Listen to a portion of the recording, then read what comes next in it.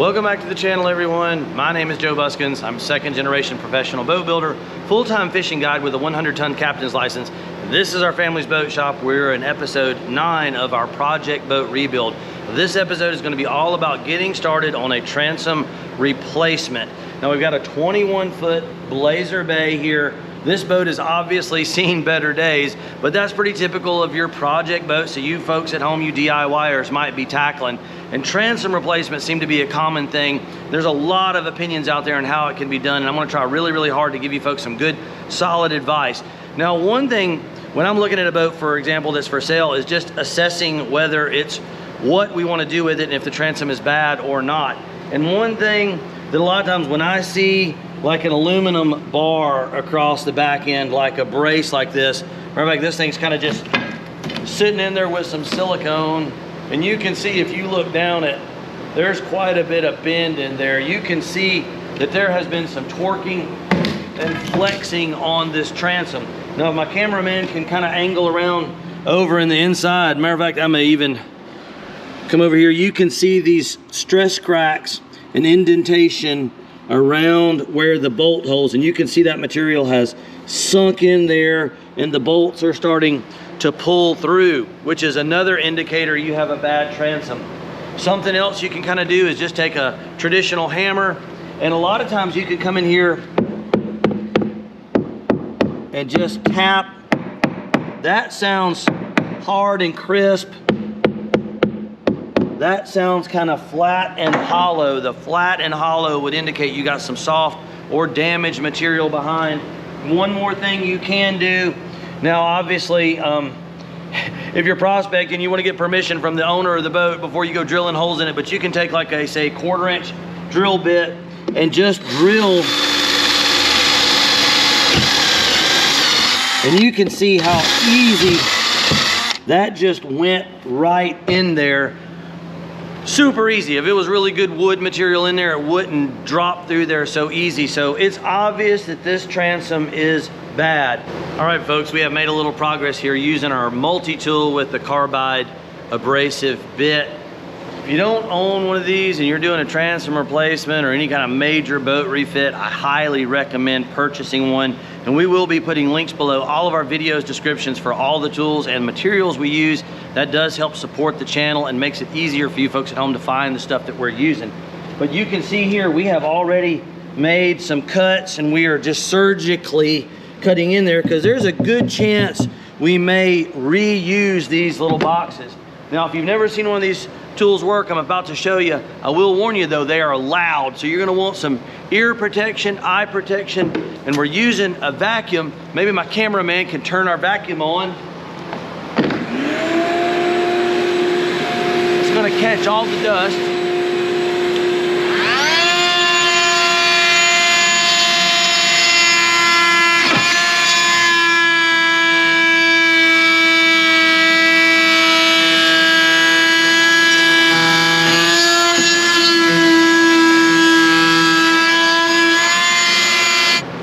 So these little tools don't cut super fast. The Sawzall and big long straightaways is gonna be your better bet. But for little detail stuff, getting in little nooks and crannies, matter of fact, like I said, I've got a couple different, oh, here's a different one here. So that is more of an arrowhead. And when you're trying to get up in really tight little corners and whatnot, like right up in there, you could use one of those bits instead of this half round one. Now, folks, sometimes when you're doing this kind of work, you gotta look at how the boat was put together and how you're gonna try to put it back together.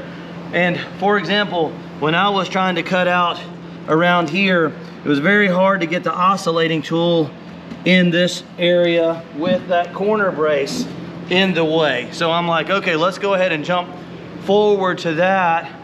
Just take your time, be willing to use a variety of tools, and don't get frustrated if it doesn't come to you right away. Sometimes you gotta just get started. You don't wanna suffer from what they call analysis paralysis, folks. That's where you fail to do anything just because you're over-analyzing the whole process. And that's part of the reason we're making these videos, to help you folks at home maybe just kind of get some ideas and get you started on this kind of stuff. We have been using our oscillating saw there And you can see how nice and precise we were able to get that out of there. We ended up not even using the Sawzall at all, although that is typically something I really like to use. And that's gonna give us access to this floor, which we're gonna be replacing in the boat. And this blazer is kind of unique. I maybe didn't talk about this in the intro, but the core material is only right here to this edge. It doesn't wrap around.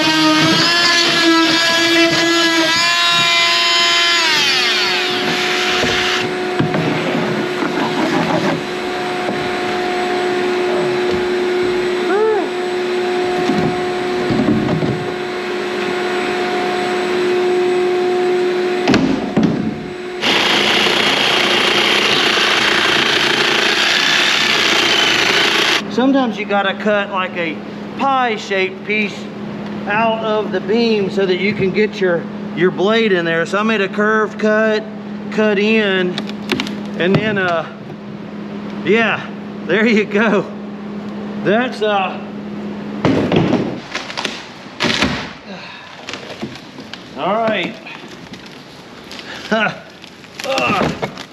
There we go. All right. Go. Yep, that's yep.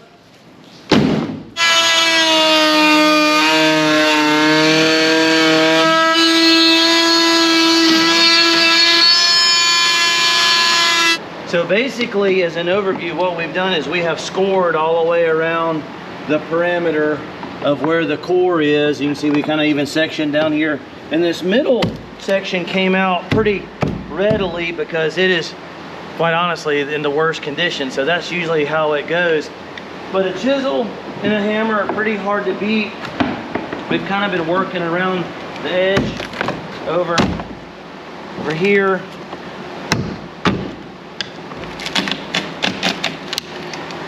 Sometimes it's just brute. Sometimes it's just brute force. It's not always finesse. And I can't overemphasize again the little oscillating tools. Now, when I was growing up, they didn't really have those. You know, it was kind of a Sawzall and a chisel and hammer type thing. But an oscillating tool, multi-tool with that carbide bit is money well spent. I can't overemphasize that if you are doing this kind of work. And again, we are just chipping. Sometimes you just got to get the chisel in there and do a little prying, and there we go. Old drain tube right there. Obviously some good gloves. I'm just using some normal latex gloves, but some good leather work gloves are also a good idea. All right, folks, we got another tool for transom removal. That beast is, I believe they call that a demolition bar. I actually kind of forgot I had this thing, but we've kind of moved to the next phase. Hammers and chisels were working a bit. There. Woo! Now that we got that big piece out with the demolition bar, kind of back to the chisel, you can just get in there and bit by bit, you're just getting a little toe hold there. And if you have a helper, sometimes you can just get it started and then get a second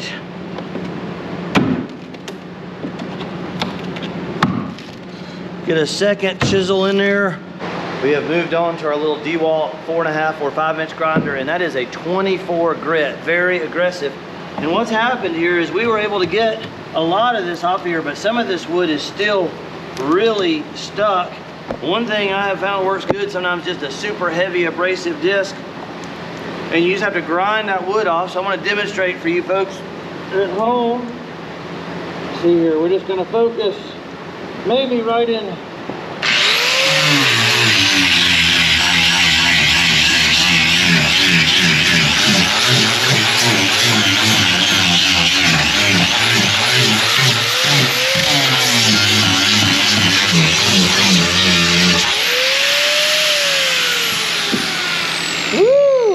Yeah, that little tool right there.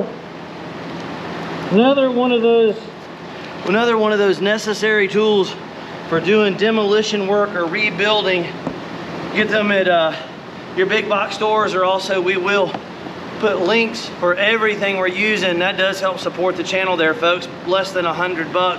DeWalt makes a good power tool, but so does Milwaukee, Bosch, Makita. I mean, they're all pretty darn good. But you can see we have shaved down most of that. Now, I don't want to get a whole bunch of fiberglass dust on me just yet. We're probably going to use our vacuum assist fine or a Festool for the rest of that. All right, folks, we have made a bunch of progress using our Festool. That's the RO150 FEQ. This is a all-purpose sander with vacuum assist, and it's shocking how much it will reduce the amount of dust you make. And we've also done a little bit of cleaning with some carb and choke or throttle body cleaner. There was a lot of like just old oily residue down here in the bilge area, and we don't want to be tracking that around or trying to sand over it. It's going to smear stuff everywhere. So use some of that.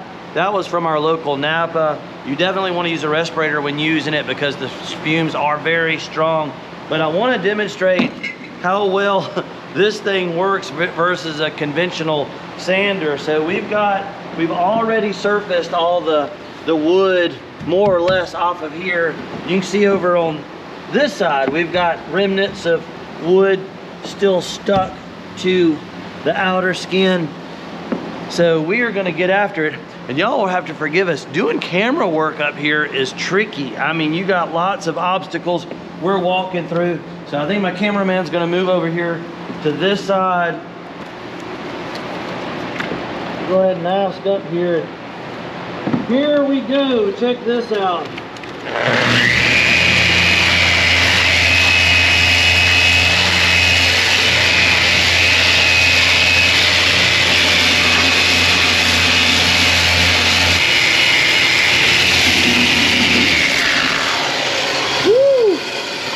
And next to zero dust there.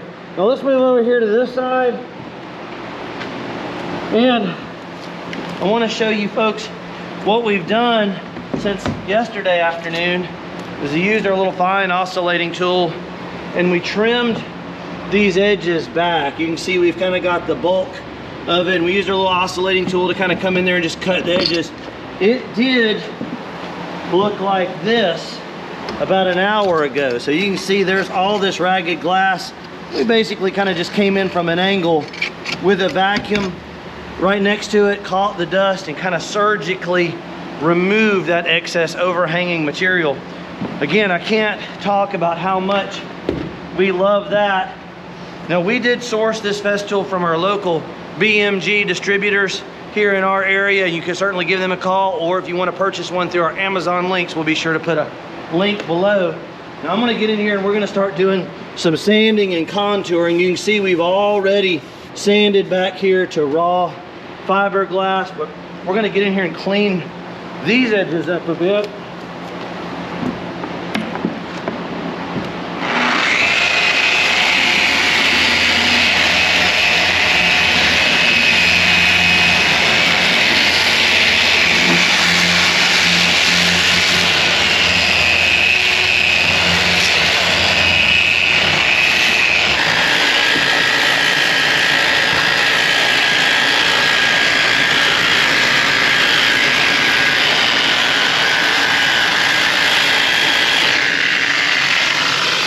All right, everybody, we are nearing the end of the day, and we just took our PPE off, and I wanted to kind of show you folks just a general overview. You notice we have sanded quite a ways down, around, over, even into the bottom.